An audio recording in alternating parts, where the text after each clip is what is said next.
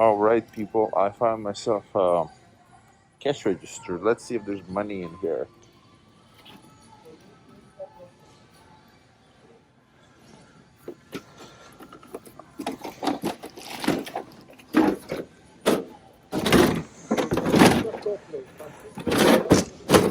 And the way you open them is there's a little thingy in here that you pull. Did you see that? Let's watch this again.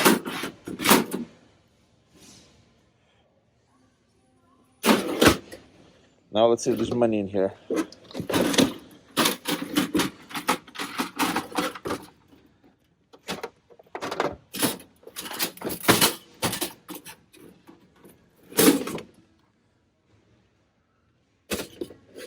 Sometimes money are stuck in those crevices.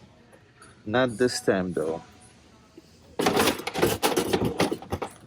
Unfortunately, not this time, but there's some videos on my, I think I have 5 videos on this YouTube channel where I actually find money.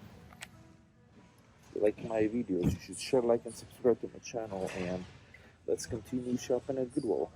And they just lifted a new rule. You don't need to wear gloves. But I always wear gloves. So, yeah, safety first. Oh, they're moving.